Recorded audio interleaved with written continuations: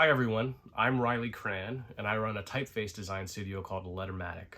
We make commission typefaces for clients, and one of our favorite clients are Double Fine. We recently designed the typefaces for Psychonauts 2, and during that process we had a wonderful time capturing the aesthetic world of Psychonauts while also providing some accessibility features related to typography. And that led to a much broader conversation where Lettermatic prepared an in-depth research project that outlined some ideas on how we could offer future accessible typography features to gamers. Instead of going through that deck page by page and dryly explaining all the content we put together, I'm going to cherry pick a few of my favorite parts of the presentation and show you some ideas we have on how to provide more options related to typography.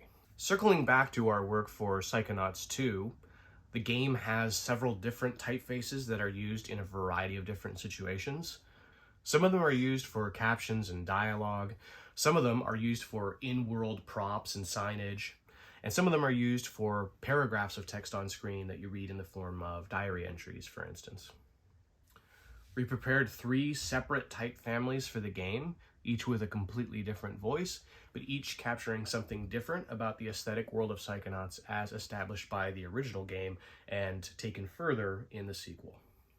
Double Fine even used the fonts we made for Psychonauts 2 in their celebratory 20 Years of Double Fine book they made with Indie by Design. One of the greatest notes that we got while working on this project was from Milena Annabel, who told us that nothing in the world of Psychonauts is at a right angle. Everything is slightly skewed. And this had a big impact on the typography of the game. I remember when we were working on these fonts, we started internally using the word wonk to describe the purposefully leaning and purposely inconsistent letter forms in these typefaces. And I remember when we were writing to Double Fine, we specifically avoided using the word wonk because I was worried they'd hear it and think that that was a negative quality in some way. Only for us to get our very first feedback on the project and see them using the word wonk to describe what we'd made. In the case of the Chia typeface, which is used for Raz's handwriting in the game, we specifically incorporated wonk in the form of these letters which lean to the left and the right, where the thick and thin of the letters drifts around to be reminiscent of someone quickly writing print handwriting with a pen. But we realized while working on this that there may be some players where those particular details, letters leaning left and right and so on, might be just distracting enough to create a reading experience that isn't quite as comfortable for them as we'd like for it to be. And so we created an alternate second version of the Chia typeface called Chia Legibility. It incorporates alternate letter forms for the lowercase a and the lowercase g, for instance, switching them from the single story versions to the double story versions, and removing the left and right leaning quality that I described to create a tone that is much calmer. Here's a comparison between Chia Wonk on the left side and Chia Legibility on the right side. The tone and texture of words and sentences and paragraphs is just a little calmer in the Chia Legibility option. This is revealed to the user at the beginning of the game with a user interface setting that lets them change from the Chia Wonk to the Chia Legibility design. And they'll see that for the rest of their play session. After the game came out, we were delighted to go to Twitter and see lots of tweets from people noticing that this feature had been incorporated and discussing the way that it impacted their playthrough of the game. Years ago, Lettermatic was asked to work on a project involving typography for people with low vision. And it changed the way that I think about designing typefaces for everyone. It changed the way that I thought about the reading experience and what's important. And it's really wonderful to be given an opportunity to incorporate some of that thinking into fonts for games. After the game came out and after these tweets came out, we talked a lot with Double Fine about ways we could push this further. And they were curious to hear what we had in mind and asked us to create a deck which would visually explore some of the ideas that were kicking around in our heads. The presentation that we gave them is quite long. It's over 40 pages. I'm not going to show them all today, but I am going to talk about some of the ideas I think are most important in that document.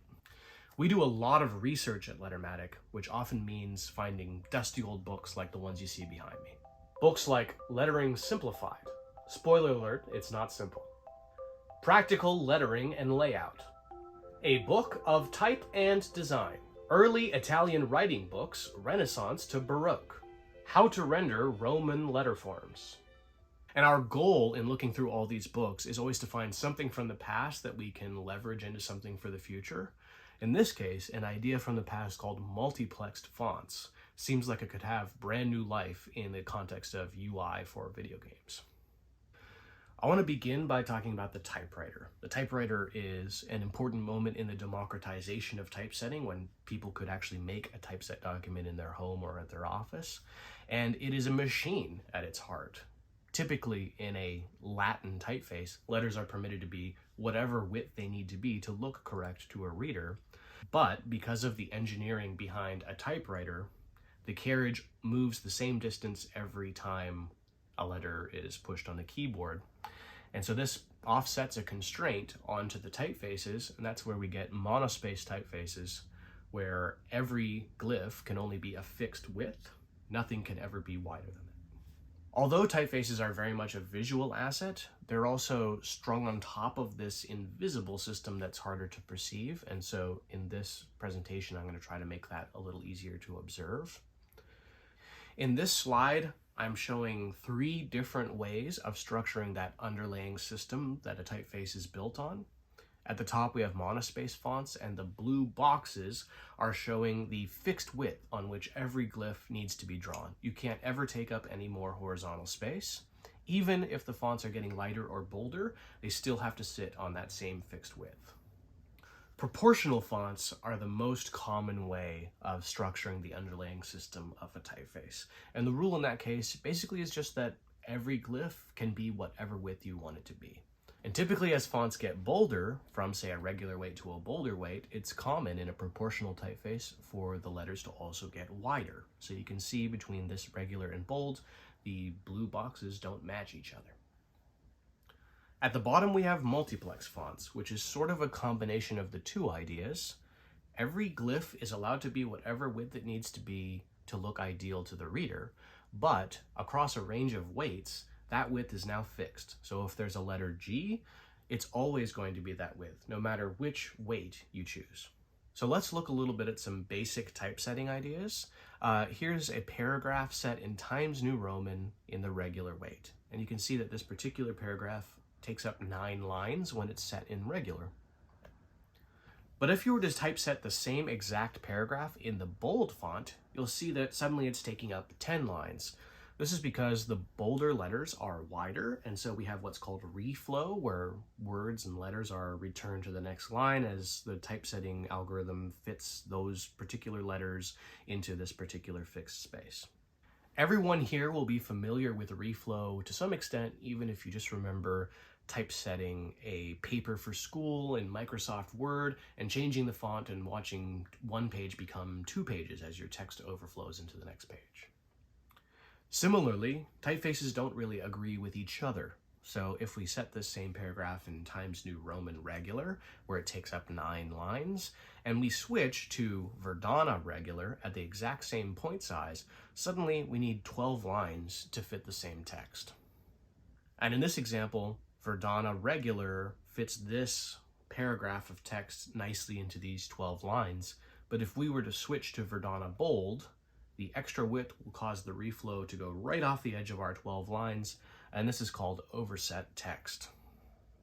Let's look at another example. In this case, just the idea of a button, a call to action where we're trying to use a label to tell a player, if you press this button, this will happen. And in this case, we've used Times New Roman and fit these labels nicely onto these 3 sample buttons. And if we switch to Times New Roman bold, we can still fit these labels in nicely. If we switch from Times New Roman to Verdana, though, we'll see that there's a huge disparity in the visual size of these 2 typefaces. So optically, one looks much larger than the other. We already have overset text on this top example with the larger caption on the button. And if we switch to Verdana bold, all 3 overset and can't be fit inside the space we've allocated for the label of this button. Now in this case, I'm using Verdana and Times as examples because they're typefaces that happen to be installed on almost every computer on the planet.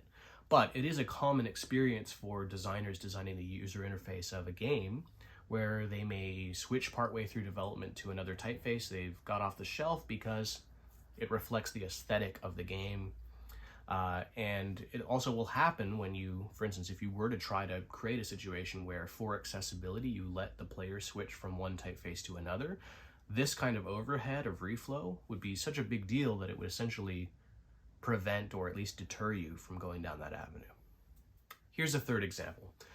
Perhaps we need to contain a small paragraph of text in a fixed space on the screen. Now this happens all the time. This could be a little tooltip that pops up to help you understand how to use a feature of the game. It could be that this is a little piece of lore that someone needs to read so that they understand something later on in the game. In this case, set in Times New Roman and the regular weight. And if we switch to the bold weight, both versions are taking up 4 lines. Verdana, on the other hand, takes 5 lines right off the bat. And switching to the bold means we have to take up 6 lines. And so these demonstrations here are intended to convey that typefaces are not all working in equivalency with each other. Some look larger, some look smaller, some take up a certain amount of space, some take up other amounts of space. They weren't designed to work together, and you'll see that if you try to switch from one to the other in user interface design work. Here's another example of a common way fonts might be used in a game. I'm picturing something like the pause menu of a game, where we might want to use the boldness of the type to help the user understand which option in a menu is currently selected. In this case, we're showing Times New Roman and Verdana both at 23 points right next to each other, and this helps us observe this disparity in their apparent size on screen. Verdana looks considerably larger than Times does. And if we switch to the next option in the menu, which says Gameplay Settings, Times New Roman's doing an okay job of helping us fit our label onto that menu item, but Verdana has the overset text warning. We've bled completely off the edge of our available space in this menu, which has a fixed width. Here at Lettermatic, we think there's another way of doing this, and it's informed by our experience as typeface designers and our opportunity to observe UI designers struggling with some of these same problems in their day-to-day work. And that leads me into this section, which we'll call Multiplex Magic. So from here on out in this presentation, when you see type labeled in this color, that's going to mean proportional fonts. You can think of it like this is the way that almost every typeface works. And when you see labels using this color, that's going to refer to multiplex fonts, which is the alternate approach I'm going to be explaining in the next few minutes. In order to thoroughly explain our ideas to Double Fine, we made a series of 3 prototype typefaces. And we started by making the proportional version, and that's the version that can be seen on this slide. One thing to note is that the weights from light to black take up a different amount of horizontal space. So at the top, you can see the gap between the end of the line and this red line on the right side of the frame, and you can see how much closer at the bottom of the frame the black weight gets to that red line. Then we went through a process of converting that proportional design to be multiplexed. This is the exact same point size in the typesetting. There's been no tracking adjustments here, and it's the same weight range, light, regular, medium, semi-bold, bold, and black. But no matter which of those styles you were to switch between, the fonts would never take up any more horizontal space. This chart shows all 3 prototypes in their proportional form, where each weight is taking up a different amount of horizontal space. And this chart shows the multiplex versions, where each of these fonts is completely interchangeable for any of the others. This is a very careful drawing process where not only do we need to capture 3 different voices to show the feasibility of this idea, but we also need to carefully redraw them so that it doesn't look like there's any compromises in the visual appearance of the result. At the top of this slide is a set of boxes which show the individual width of each of the letters. So these are not monospace fonts. The letters are allowed to have a width that suits that particular drawing, but once we've selected a width, it stays that width no matter which style we're drawing or which weight we're drawing. So now that we have these multiplex prototype fonts, let's look at the same typesetting samples that we did before and see what the advantage is. In this case, the paragraph of text is taking up 11 lines in prototype A, 28 points in the regular weight. And if we switch to the bold weight, we are still taking up the same 11 lines. We can switch to prototype B in the regular weight, still 11 lines, no change in horizontal width. And we can switch to the bold weight of prototype B, and we're still not taking up any more space. The reading experience and the tone and the texture of the type is not compromised. It's still pleasant to read, and it still can take on different aesthetic voices. But even as we switch between all three of the prototypes in all of their available weights, we still will never see any change to the amount of space the type is taking up on screen. And ultimately, this means that a designer can lay out where text occurs on a screen once, without having to worry that switching between any of the fonts will cause it to overset like it did in our original samples. We also want to create opportunity for typographic emphasis. So bolding a word for emphasis is a very common way to draw a reader's eye towards an important part of a piece of text. You'll see it in the pages of novels or magazines or newspapers. And we should allow people designing games to provide that same kind of emphasis to a player. So in this case, the diagram here shows our same 11 lines, but some text right in the middle of the paragraph has been bolded, and we still aren't seeing any reflow because those bolder fonts aren't taking up any more space than the regular fonts they are replacing. Here's another sample arbitrarily mixing the weights together in the context of the same paragraph and still not seeing any shift.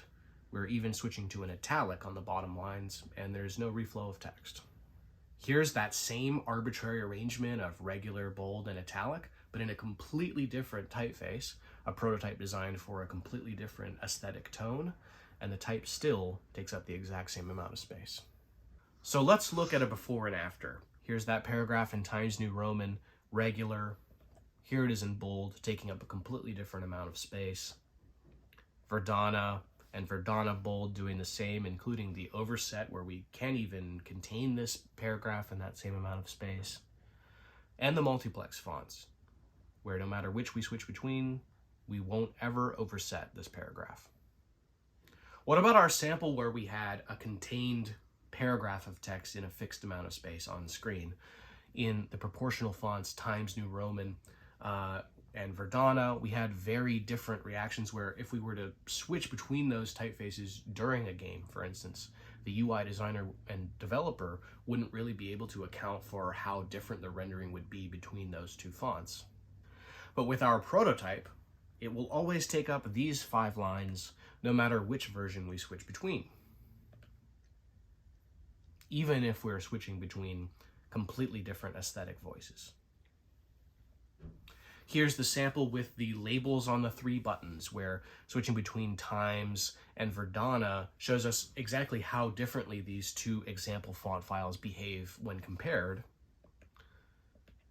And here are those same labels in the prototype fonts, where no matter which weight or style we switch between, they'll all take up the exact allotted space of our label. Here's the menu example, where Times and Verdana looked like they were very different visual sizes on screen, and we had some of those overset text problems where we couldn't fit the label in if we were switching between these 2 fonts. But with the multiplex fonts, the fonts all seem to be a very similar visual size on screen, and it doesn't matter which version we switch between. If we want to bold a label for emphasis, it's never going to bleed off the edge of the button. While we're all learning all the time about what accessible design means, one of the primary things I've taken away is simply that design is about providing options. Typically, when you start a game for the first time, there might be a series of configurable options that are going to impact your experience of that game from then on. I'm thinking of things like a gamma adjustment to make the contrast appear correct on your television or your gaming monitor, or the ability to go into settings and change the volume of footsteps relative to other sound effects like you can in Fallout 76 as an example. With the addition of these multiplex fonts that are much easier to deal with from a design and engineering perspective, we're imagining a broader selection of opening typographic options when you start a game for the first time. Perhaps when starting the game, you see a selection of options like this that let you choose between a light mode and a dark mode for captions, as you can in many games today. But then you might be given a slider and asked to choose which weight of text feels best to you as a reader. I can tell you that, for instance, when running focus groups of senior citizens who have low vision, as an example, the weight of text comes up a lot in their answers to, is this type pleasant for you to read? And it's not a consistent opinion. It's a subjective, personal opinion that has to do with that person, their preferences, and their experience of reading. So, for instance, some people might say, this text is too light for me, I can't read it, it bleeds into the page. Or someone else might say, this text is too bold, it looks too muddy to me. So in that case, knowing that these opinions differ, perhaps if we provided someone with a slider that let them subjectively change the weight of type on screen to their own preference, they might have a more enjoyable experience playing a game. They could have a sample paragraph on screen and drag the slider to see the impact of that change, and they could decide they're done when that paragraph of text looks easiest to read for them. Then they could have an option to choose if they wanted a sort of regular size of type on screen, or if they need a larger size to better suit their vision. At Lettermatic, we often think of typefaces as being designed for two separate but related audiences. There's the people that are eventually going to read these letters, and there's the designers and developers that are responsible for putting them there. And in this case, typefaces are tools. We've made these in particular to better suit both the experience of playing a game for someone that maybe doesn't have typical sight, and the experience of building a game to provide these accessibility options. So what we're imagining is that ultimately swapping the font that's being rendered on screen is most of the work. The overhead of designing UI that takes into consideration wildly different lengths of text is replaced by putting that emphasis onto the actual font file itself to do the heavy lifting. My understanding is that the Q&A today will be done via Discord, so if you have any questions, please feel free to reach out to me there. You can also contact me on Twitter. I'm @RileyCran. Additionally, I wanted to mention that although this work was originally done for Double Fine, they've encouraged me to mention here today that they'd love to see these options provided in other games. So if you're working on a game right now and you think that this kind of typesetting could benefit what you're doing and the future players of your game, please feel free to reach out to us at lettermatic.com, and we can discuss ways in which we might help you get there.